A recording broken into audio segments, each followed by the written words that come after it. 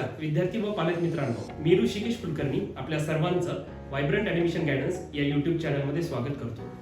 मित्रांनो, लास्ट व्हिडिओमध्ये आपण सांगितलं होतं की नीट ही एक्झाम 12 सप्टेंबर रोजी कंडक्ट करण्यात येणार आहे व नीट ॲप्लिकेशन फॉर्म हे आज 13 जुलैपासून सुरू झालेले आहेत. सर्व विद्यार्थ्यांना ही आतुरता लागली होती की नीटची ॲप्लिकेशन फॉर्म केव्हा सुरू होतील. आता ह्या नीटचे ॲप्लिकेशन फॉर्म भरताना एक्झॅक्टली काय काळजी घेतली पाहिजे, हे नीटचे फॉर्म भरताना डॉक्युमेंट्स कशा प्रकारे लागतील, नीटचे फॉर्म भरताना महत्त्वाच्या सूचना काय सांगण्यात आलेल्या आहेत, ह्या सर्व गोष्टींचा अभ्यास करून नीटचा फॉर्म भरल्यानंतर खूप सोपं जाईल. त्यामुळे मी हा व्हिडिओ तुमच्या समोर घेऊन आलेलो आहे. या व्हिडिओच्या माध्यमातून आपण पाहणार आहेत आज की फॉर्म भरताना महत्त्वाचे डॉक्युमेंट्स काय लागू शकतील, फॉर्म भरताना महत्त्वाच्या सूचना काय आहेत आणि फॉर्म एक्झॅक्टली कशा प्रकारे भरला जाईल. मी तुम्हाला आज असं दाखवणार आहे की फॉर्म प्रत्येक स्टेपमध्ये कसा डिव्हाइड करण्यात आलेला आहे एक्झॅक्टली. म्हणजे तुम्ही ऑनलाईन जेव्हा फॉर्म भरायला जाणार आहेत, प्रत्येक आता आम्ही जास्तीत जास्त विद्यार्थ्यांचा व्हायब्रंटमध्ये फॉर्म भरून देण्याचा प्रयत्न करणारच आहे, त्यात काही वाद नाहीये. परंतु बऱ्याचशा विद्यार्थ्यांना इथे न येता किंवा इथे भरण्याची संधी जरी नाही भेटली तर बाहेर जेव्हा आपण फॉर्म भरणार आहेत, साधारणतः कॅफेमध्ये किंवा घरी बसून जे विद्यार्थी फॉर्म भरणार आहेत, अशा विद्यार्थ्यांकडून देखील काही चुका होऊ नयेत यासाठी मी आज आपल्यासमोर नीट 2021 application form step by step कसा भरला पाहिजे हे तुमच्यासमोर घेऊन आलेला आहे. तुम्ही जरी अजून फॉर्म भरला नाही, म्हणजे आता अद्याप कोणत्याही विद्यार्थ्यांनी फॉर्म भरलेला नाहीये, उद्यापासून जरी तुम्ही लातूरमध्ये नसाल तरी आम्ही व्हायब्रंटमध्ये तुमचा फॉर्म अचूक पद्धतीने भरून देणार आहे. त्यामुळे ज्या विद्यार्थ्यांना व्हायब्रंटमध्ये फॉर्म भरायचा आहे अशा विद्यार्थ्यांनी लवकरात लवकर संपर्क करायचा आहे. त्याच पद्धतीने काउन्सिलिंगसाठी ऍडमिशनला देखील सुरुवात झालेली आहे. आणि ज्या विद्यार्थ्यांनी अजूनही व्हायब्रंट ॲडमिशन गायडन्स या यूट्यूब चॅनलला सबस्क्राईब केलं नाही अशा विद्यार्थ्यांनी लवकरात लवकर सबस्क्राईब करून घ्यायचं आहे. तर वेळेला विलंब न करता आपण पाहूयात महत्त्वाच्या सूचना काय आहेत आणि फॉर्म कशा प्रकारे भरला जाईल. सर्वप्रथम मी तुम्हाला इथे सांगू इच्छितो,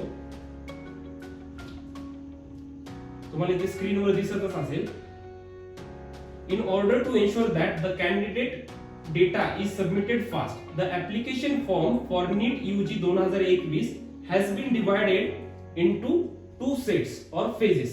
महत्त्वाची सूचना आहे, म्हणजे या वर्षीचा ऍप्लिकेशन फॉर्म हा 2 फेजेस मध्ये डिवाइड केलेला आहे. त्यानंतर काय सांगितलंय, म्हणजे 2 सेट मध्ये. The first set of information needs to be filled up before the last date of submission of the application form online. म्हणजे पहिला सेट काय आहे तर आपल्याला ऑनलाईन ऍप्लिकेशन फॉर्म फिलअप करायचा आहे लास्ट डेटच्या आधी. आणि दुसरा सेट केव्हा असणार आहे, the second set of information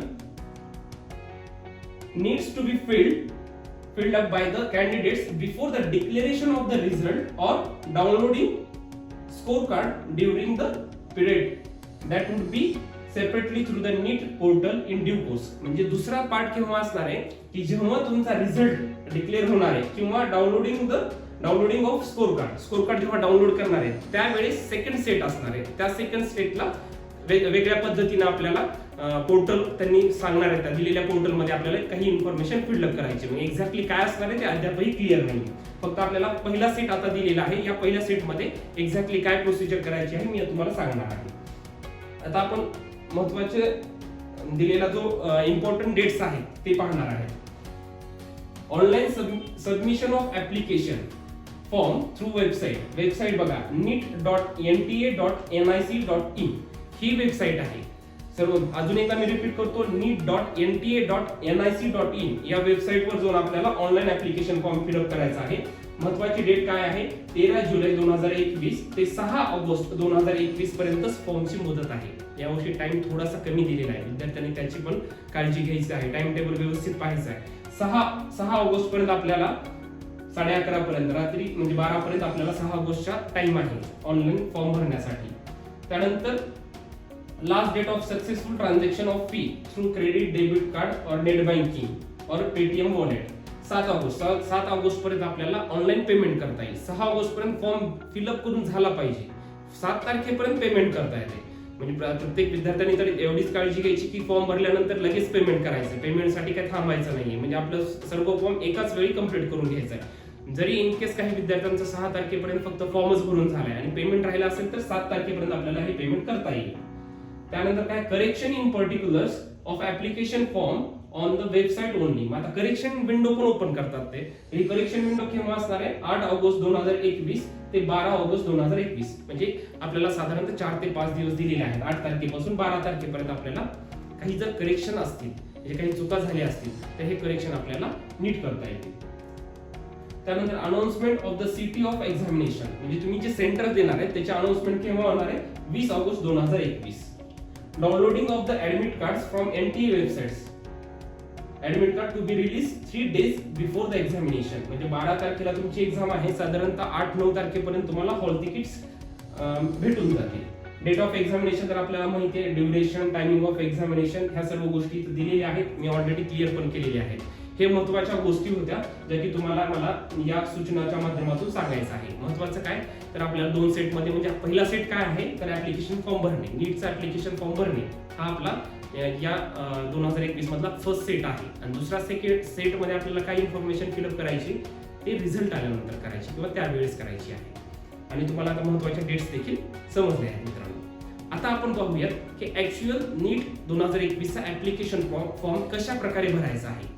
form exactly कोणत्या स्टेप मधून जाणार आहे, प्रत्येक स्टेपला काय इन्फॉर्मेशन फिलअप केली पाहिजे, तुमचे फोटो कशा प्रकारे असले पाहिजेत किंवा महत्त्वाचे डॉक्युमेंट्स काय काय लागणार आहे, हे तुम्हाला मी अगदी सुरुवातीपासून ते शेवटपर्यंत तुम्हाला फॉर्मच्या माध्यमातून सांगणार आहे मित्रांनो, रजिस्ट्रेशन फॉर्म म्हणजे ऍप्लिकेशन फॉर्म हा नीटचा 2021 हा जो फॉर्म आहे हा साधारणतः 4 टप्प्यामध्ये त्यांनी डिवाइड केलेला आहे. त्याचे 4 स्टेप्स आहेत. पहिला स्टेप काय आहे तर पहिली स्टेप आहे रजिस्ट्रेशन. बेसिक रजिस्ट्रेशन आहे, त्याची पहिली स्टेप आहे. दुसरी स्टेप मध्ये काय आहे तर दुसऱ्या स्टेप मध्ये ऍप्लिकेशन फॉर्म आहे, म्हणजे ऍप्लिकेशन फॉर्म फिलअप करायचा नेक्स्ट प्रोसिजर मध्ये. थर्ड स्टेप काय आहे तर थर्ड स्टेप मध्ये आपल्याला डॉक्युमेंट अपलोड करायचे आहे. आणि फोर्थ स्टेप अशी आहे की त्यामध्ये आपल्याला ऑनलाईन पेमेंट करायचं आहे. अशा 4 स्टेप मध्ये हा आपला ऍप्लिकेशन फॉर्म डिवाइड करण्यात आलेला आहे. तर आपण स्टेप बाय स्टेप पाहूया फर्स्ट स्टेप काय आहे. तर फर्स्ट स्टेप आहे रजिस्ट्रेशन. त्या रजिस्ट्रेशन मध्ये काय आहे तर पहिल्यांदा आपल्याला पर्सनल डिटेल्स फिलअप करायचं आहे. तर पर्सनल डिटेल्स मध्ये सुरुवातीला काय असणार आहे तर कॅन्डिडेट्स नेम, विद्यार्थ्याचं नाव. हे विद्यार्थ्याचं नाव इथं आपल्याला इन्सर्ट करायचं आहे. हे नाव कशा प्रकारे असलं पाहिजे तर विद्यार्थ्याची 10वीची जी मार्कशीट आहे, SSC 10वीची मार्कशीट, तर त्या मार्कशीटवर ज्या पद्धतीने आपलं नाव आहे त्या पद्धतीने आपल्याला इथं नाव इन्सर्ट करायचं आहे. त्यानंतर सेम वे फादर्स नेम, वडिलांचं नाव देखील त्या पद्धतीने तिथं पाहून आपल्याला इथे इन्सर्ट करायचं आहे. त्यानंतर मदर्स नेम, आईचं नाव इथे आपल्याला इन्सर्ट करायचं आहे. त्यानंतर कॅन्डिडेट्स डेट ऑफ बर्थ, हा सेम फॉर्मॅट तुम्हाला ऑनलाईन फॉर्म भरताना बघायला भेटेल. त्याच्यामुळे काय असतं 12वीचे विद्यार्थी ऑलरेडी या नीट एक्झामच्या अभ्यासाच्या ह्याच्यातून थोडंसं त्यांचं एक कन्फ्युजन असतं किंवा घाबरलेले असतात की फॉर्म कशा प्रकारे भरायचा किंवा भरताना काही चुका होतील का. ह्याच्यासाठी तुमची एक भीती मनातली जावी म्हणून मी एक्झॅक्टली तो फॉर्मॅट इथं घेतलेला आहे जो की तुम्हाला ऑनलाईन भरताना तुम्हाला स्वतः दिसेल. आणि विद्यार्थ्यांनी जे काही फॉर्म भरणार आहे त्यांच्या आपल्या डोळ्यासमोर ह्या फॉर्मॅट ठेवायचा आहे आणि त्या पद्धतीने सर्व फॉर्म भरून घ्यायचा आहे. पुढे काय आहे कॅन्डिडेट्स डेट ऑफ बर्थ. मग पहिल्यांदा आपला डे काय आहे, मंथ, इयर, जे आपला डेट ऑफ बर्थ आहे इथे इन्सर्ट करायचा आहे. त्यानंतर जेंडर जे असेल ते इथे मेन्शन करायचं आहे. नॅशनॅलिटी ऑब्व्हियसली इंडियन असणार आहे, इथे इंडियन नॅशनॅलिटी मेन्शन करायचं आहे. त्यानंतर खाली तुम्हाला दिसेल आयडेंटिटी टाईप. आयडेंटिटी टाईप मध्ये काय असणार आहे तर तुमचा आधार कार्ड नंबर असेल किंवा पॅन कार्ड नंबर असेल, हे 3-4 तिथे आयडेंटिटी टाईप त्यांनी दिलेले आहेत. आपल्याला जे सोयीस्कर वाटेल, साधारणतः विद्यार्थ्यांनी तर आधार कार्डचं सांगावं. आणि आधार कार्ड दिल्यानंतर इथे आयडेंटिफिकेशन नंबर, म्हणजे आपण आधार कार्ड जर सिलेक्ट केलं तर तुम्हाला आधार कार्डचा नंबर इन्सर्ट करावा. म्हणजे शेवटचे 4 डिजिट मागितले आहेत त्यांनी. आधार कार्ड आपलं पाहायचं आहे, त्याच्यानुसार शेवटचे 4 डिजिट इथे इन्सर्ट करायचे आहे. त्यानंतर हे झालं तुमचं काय, एवढ्या टप्प्यामध्ये आपण बघितलं आहे की पर्सनल डिटेल्स, तुमच्या पर्सनल डिटेल्स पाहिलेल्या आहेत.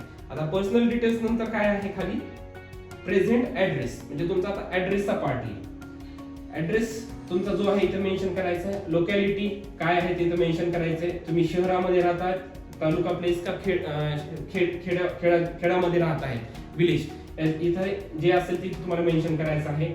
कंट्री मेन्शन करायची, स्टेट महाराष्ट्र, डिस्ट्रिक्ट तुमचं जिथं राहताय तुम्ही सध्या, प्रेझेंट ऍड्रेस जो आहे तो तुमचा जिल्हा कोणता आहे तो इथे मेन्शन करायचा आहे. आणि त्या जिल्ह्याचा पिनकोड इथे मेन्शन करावा लागेल. त्यानंतर मोबाईल नंबर, विद्यार्थ्यांनी आपला स्वतःचा मोबाईल नंबर इथे मेन्शन करायचा आहे. पालकांचा जरी केला तरी काही हरकत नाही. त्यानंतर ईमेल ऍड्रेस महत्वाचा आहे. विद्यार्थ्यांनी काळजीपूर्वक ईमेल ऍड्रेस द्यायचा आहे फॉर्म भरताना. ज्या विद्यार्थ्यांचा अद्यापही ईमेल ऍड्रेस नसतील तर अशा विद्यार्थ्यांनी सुरुवातीला जिथं फॉर्म भरायला जाणार आहे तिथं ईमेल ऍड्रेस आधी क्रिएट करायचा आहे, त्याचा पासवर्ड लक्षात ठेवायचा आहे आणि तो ईमेल ऍड्रेस इथे द्यायचा आहे. जर तुम्ही पॅरेंट्सला दिला तरी देखील काही हरकत नाही, परंतु ते सुरू आहे का ईमेल आयडी ते पाहणं खूप गरजेचं आहे. बरेचसे विद्यार्थी ईमेल आयडी देऊन टाकतात पण त्याचा पासवर्ड माहित नसतो, कारण की बरेचशी इन्फॉर्मेशन ईमेल आयडीला येत असते. म्हणजे आपला ऍप्लिकेशन नंबर जनरेट होणार आहे तो मोबाईल नंबरवर पण येईल, प्लस ईमेल आयडीवर पण जात असतो आणि बाकीचे सर्व महत्त्वाचे नोटिफिकेशन ईमेल आयडीवर जातात. त्यामुळे ईमेल आयडी महत्त्वाचा आहे. त्यानंतर अल्टरनेट कॉन्टॅक्ट नंबर दुसरा कोणता असेल, ऑप्शनल गोष्ट आहे, असेल नंबर तर द्या, नसेल तरी काही हरकत नाही. त्यानंतर परमनंट ऍड्रेस, पहिल्यांदा प्रेझेंट ऍड्रेस म्हणजे तुम्ही जिथे राहत असाल आणि नंतर परमनंट ऍड्रेस. आणि जर तुमचा सेमच असेल, शक्यतो तुम्ही सेम केला तरी काही हरकत नाही, सेम ऍज जर प्रेझेंट ऍड्रेस केला तर ते ऑटोफिल सगळं होऊन जातं. हे लोकॅलिटी हे सगळं सेम ऍज सेम, म्हणजे परमनंट ऍड्रेस जरी सेम केला तरी सेम इन्फॉर्मेशन डबल येणार आहे. जर तुम्ही त्याला क्लिक केला तर हे डबल येणार नाही. तर अशा प्रकारे हा ऍड्रेसचा पार्ट देखील कम्प्लीट होऊन जाईल.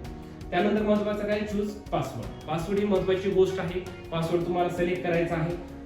जर तुम्हाला पासवर्ड विसरला आहे तर नंतर आपल्याला रिसेट करता येतो, पण विद्यार्थ्यांनी सुरुवातीलाच काळजी घ्यायची आहे की पासवर्ड योग्य पद्धतीने फिलअप करायचा आणि तो लक्षात ठेवायचा. त्यानंतर कन्फर्म करायचा डबल एकदा पासवर्ड. त्यानंतर सिक्युरिटी क्वेश्चन्स असतात काही, म्हणजे सिक्युरिटी क्वेश्चन्स इथे असतात की तुमच्या स्कूलचं पहिलं नाव काय आहे किंवा तुमची तुम्ही कुठे पाहिलेली फेवरेट वेबसाईट कोणती आहे, असे 3-4 तुम्हाला क्वेश्चन्स दिसतील. त्यापैकी एक क्वेश्चन तुम्ही कोणता तरी सिलेक्ट करायचा आहे की तुमची फर्स्ट स्कूल कोणती आहे. हा आय थिंक 2 नंबरचा ऑप्शन आहे, तो सिलेक्ट करायचा आणि त्याचा आन्सर इथे द्यायचा आहे, म्हणजे आपल्याला ते लक्षात राहील. जर तुम्हाला नंतर कधी पासवर्ड विसरला असेल तर ही महत्वाची गोष्ट आहे. सिक्युरिटी क्वेश्चन जो असतो, कारण की तो आपल्या स्वतःलाच माहित असतो, त्याच्यानुसार आपल्याला हे करता येतं, हे देखील महत्वाचं आहे.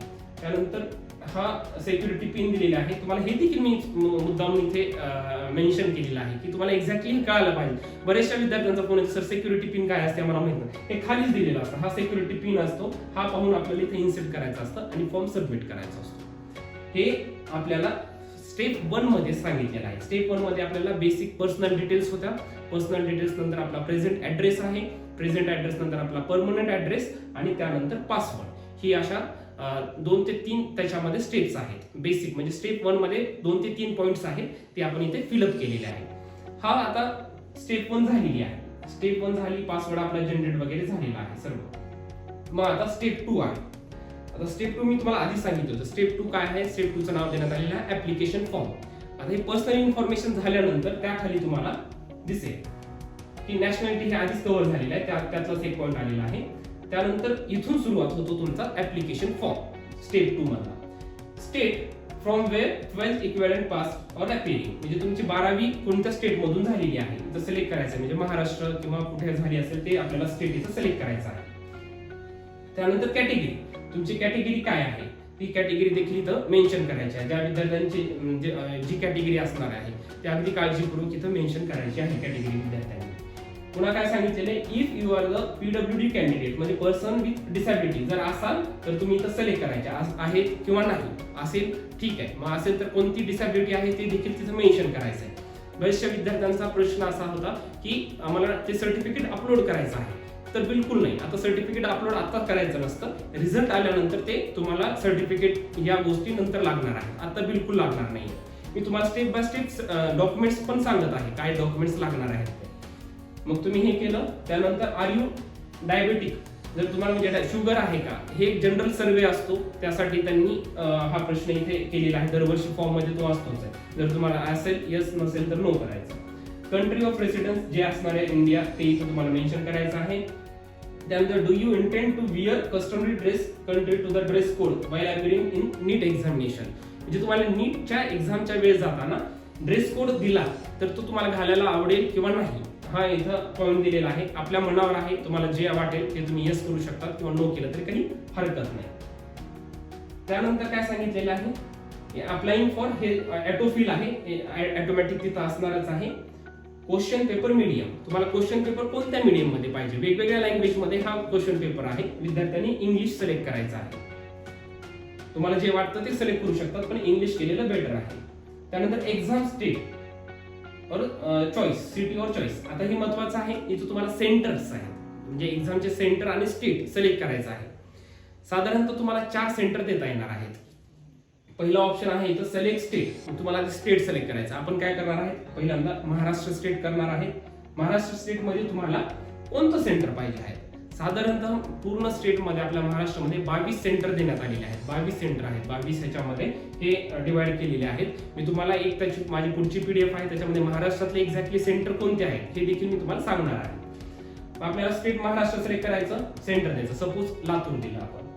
त्यानंतर सेकंड, आता सेकंड चॉईस काय देणार आहे, स्टेट. पुन्हा अगेन स्टेट सिलेक्ट करायचं. डबल महाराष्ट्र सिलेक्ट करा, पुढचं द्या, पुणे दिलं.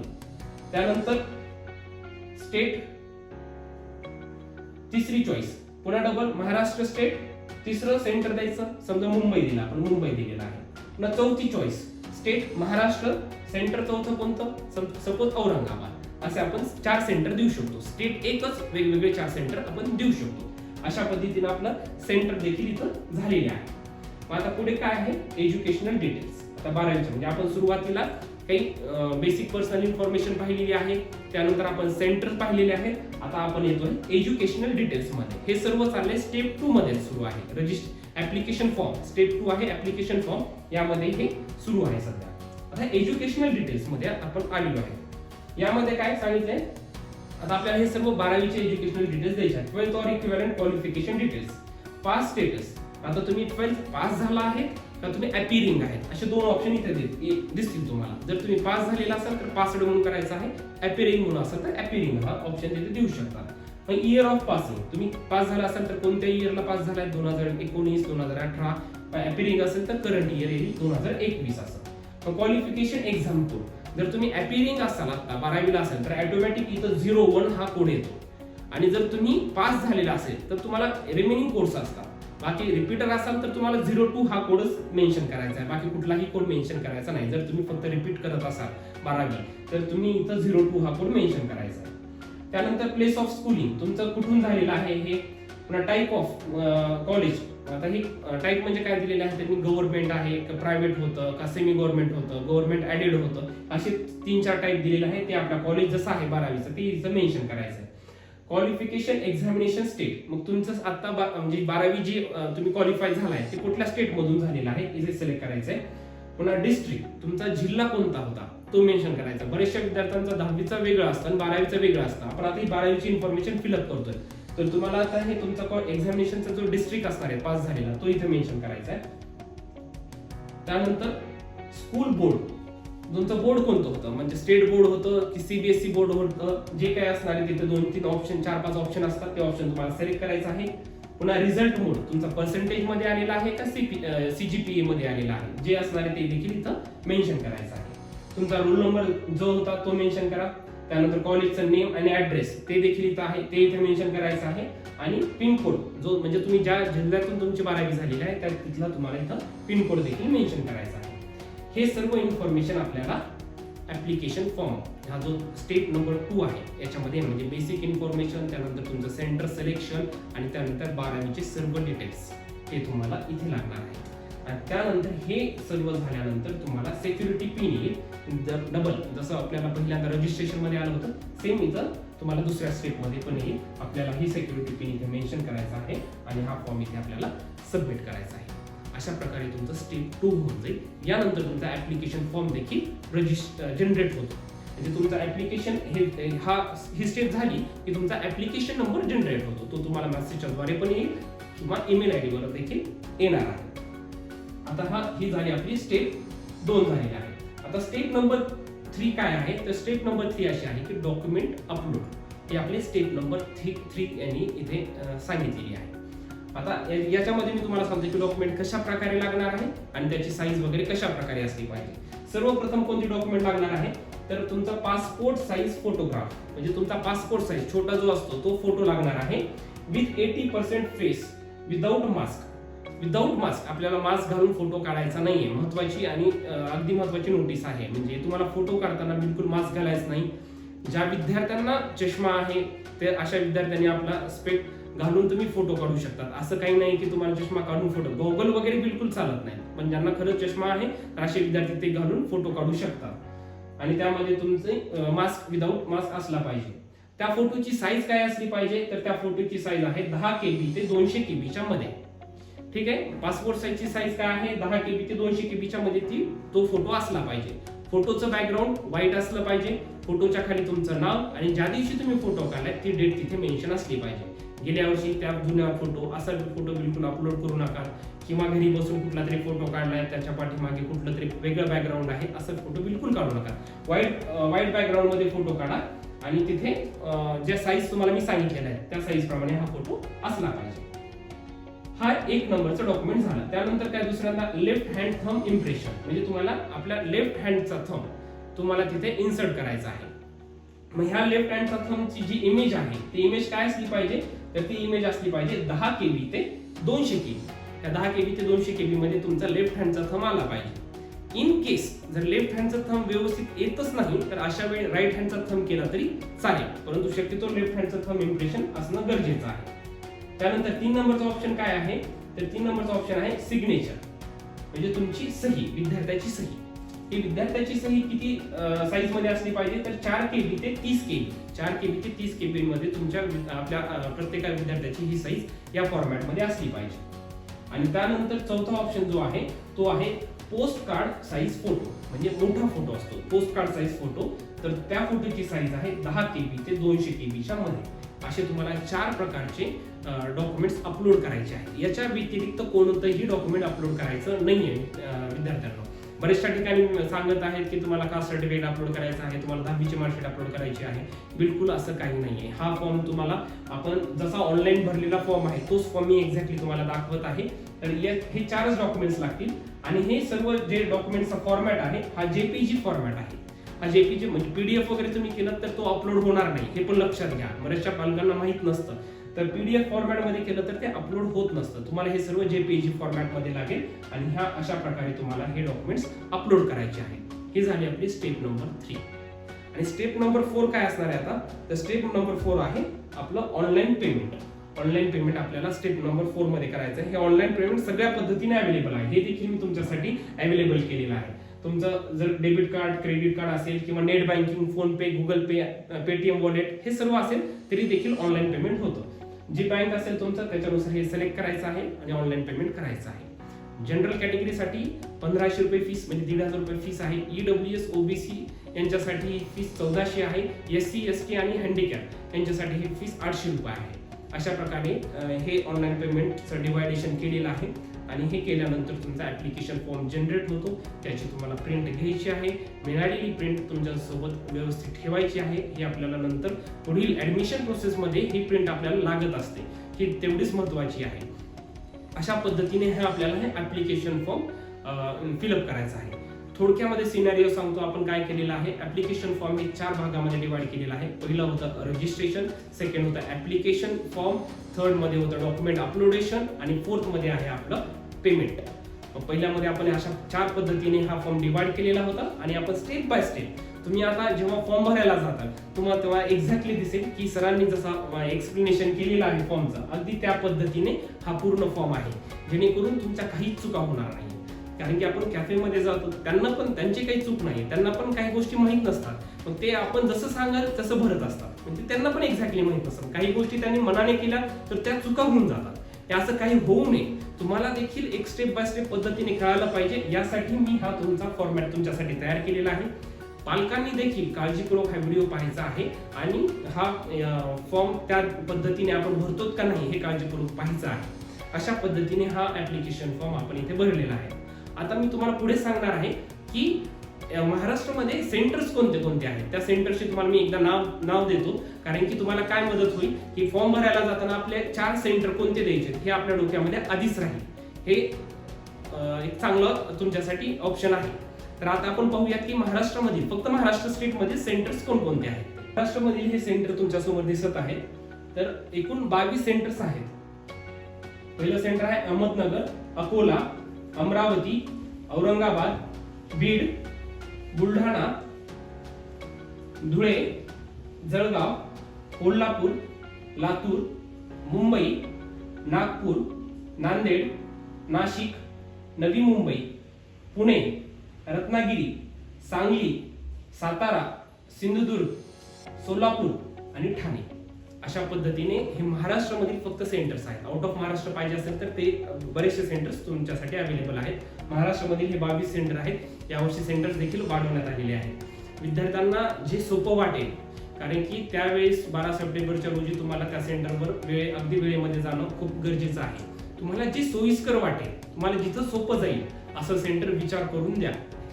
बऱ्याचशा विद्यार्थ्यांना असं वाटत आहे की फॉर्म मी आधी भरला तर मला सेंटर लगेच भेटेल का? तर तसं काही नसतं. हे आधी फॉर्म भरल्यानंतर सेंटर नंतर अलोकेट होणार आहे.